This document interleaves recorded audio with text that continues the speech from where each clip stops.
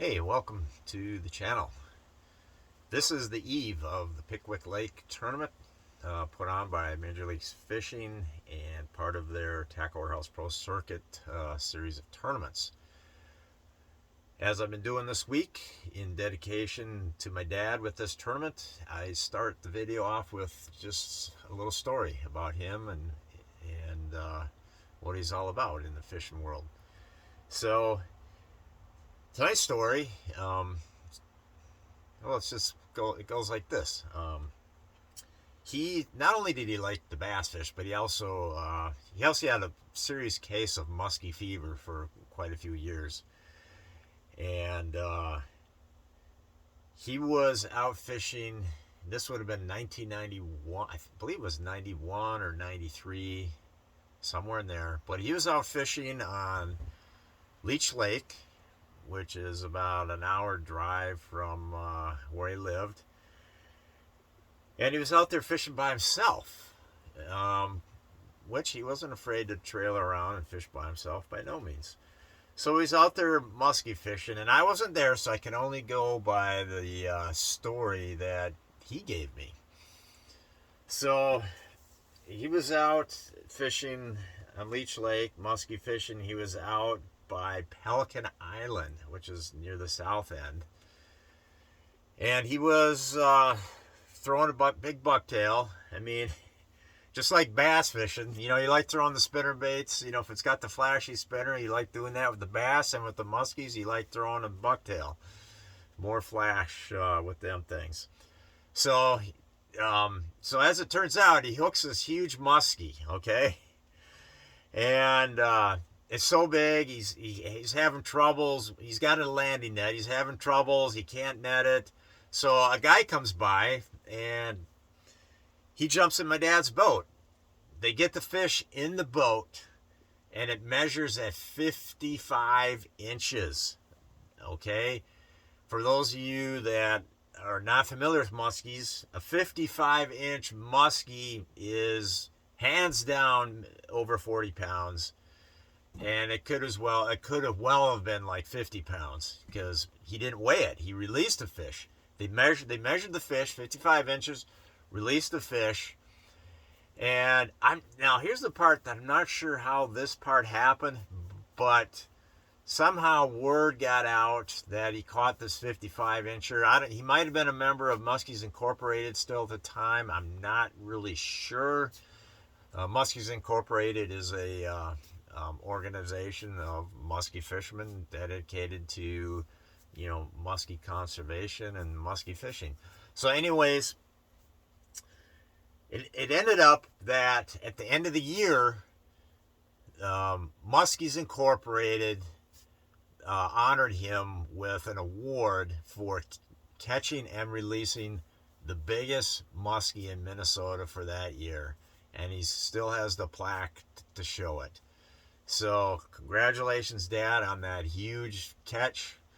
In fact, it was the biggest muskie release in the entire state that year, and may as well have been the biggest muskie caught all year. Who knows? So anyways, that's the story there. I wasn't there to see it myself, but he did have witnesses to verify the story. So now Pickwick Lake. Today was the off limits. We weren't allowed to be out there, but nonetheless, it was a busy day for me, starting with some promotional work for Bridgeford. And then when that was done with that, then getting busy with my tackle. And also some work on the boat. One thing I did today is I added a 5th battery to the boat. Why did I do that? It's because the starting you got 3 batteries. I got 3 lithium batteries dedicated to the trolling motor. So that means all the accessories run off the starting battery, including then, of course, the starting battery also starts the outboard. So, what happens is when I'm running 2 12-inch screens up front, 2 12-inch screen Lowrances on the console, and then I'm also running the active target unit. Even though I'm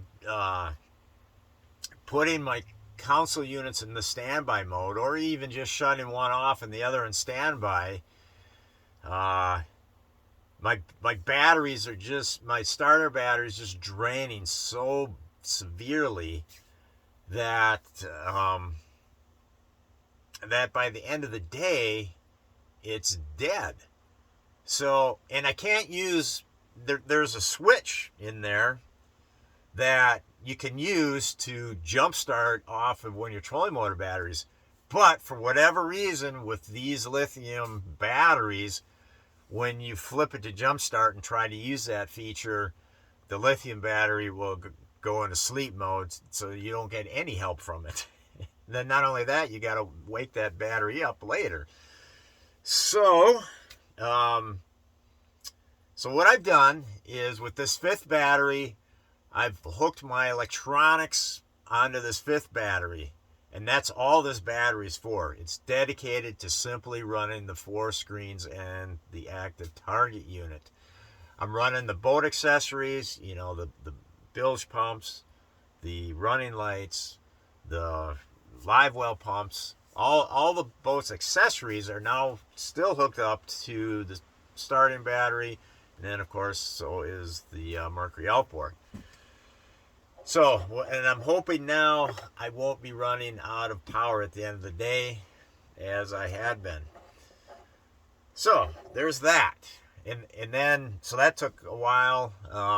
A couple trips back and forth to the hardware store was also needed, as I was grabbing the wrong hardware. Because the first thing I bought, because I had the battery tray already bought. I bought it at Frankie's Live Bait Marine in Minnesota before I got here. So I brought that with, but it didn't come with any screws. So I bought these screws at the hardware store, and there was, I mean, to save time, I bought the self-tapping ones. Well, this battery tray mounts into a plastic plate about, I don't know, 1/2 inch thick or so, maybe 5/8 inch thick. So with the self-tapping screws, what happened is it like melted the plastic. So in essence, it didn't really hold. It just simply melted the plastic. And when I had the screw in there, I could just grab the tray and lift it up. So I only made the mistake with one screw. So then I had to go back to the hardware store and get some. Well, actually, that was the second trip. The first, okay, yeah, that was the second trip where I got the self-tapping screw. The first trip, I got screws that were too short. So I had to bring those back. Then I got the self-tapping screws. That didn't work. So then I had to go back, and I got some regular screws, and then drilled a pilot hole, and then was able to screw the screws in with a hand screwdriver. And I used a hand screwdriver because I didn't want to burn the hole out like I did with the self-tappers. So anyways, the tray's in there, the battery's in there, and we are set to go there. Then, of course, the equipment today, the fishing gear, that always needs a lot of attention. So I rigged up several rods with many different options. I'm thinking my main game plan is probably going to be a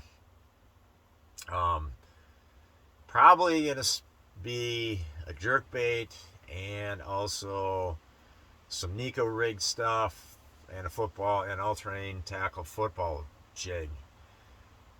I have a bunch of other options ready to go in case if the moment dictates that perhaps I need to do something else, but for now, that's what we're doing to start the tournament.